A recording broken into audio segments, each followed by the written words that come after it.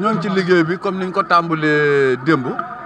la liggéey bi tàmbali fekk ñu nekkoon ci wàccaayu togg tey ci ngeen ñu fekk nii ci waañ wi kuréelu Mawahibou Akyas ak ndawi dëkk bi mu doonoon fanweeri mbana yi nga xamante ne nii war nañ koo jébbal ñi nga xamante ne nii ñoo yor mbale mi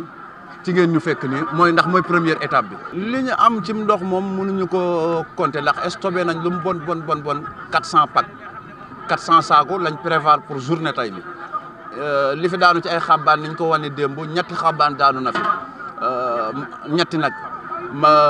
mbana yiñ prévoir yaakaar naa ñeenti façon yi togg la yu bokkut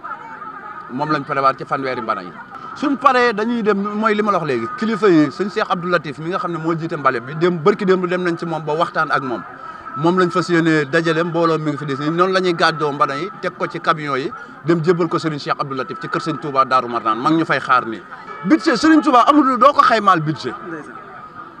taalibe yi sasu nañ def nañ ci mbokki taalibe yi jàpp nañ ci def nañ ci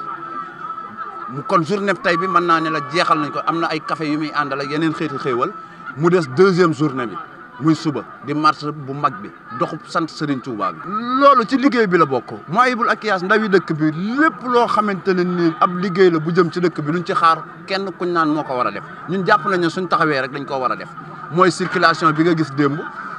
yàlla def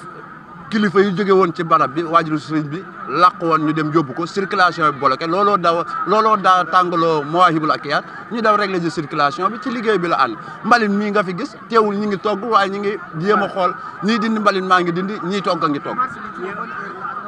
marche bi suba dañoo woote 15 heures lañ bëgg ñëpp daje ci jumaay sëñ Cheikh ci corniche bi suñ fa dajee bëgg nañ au plus tard 16 heures ñu dox jëm kër sëñ Touba ànd ak sëñ Gana Messere ak kiliya fay teew yëpp pour ñu àggale waxtaan bi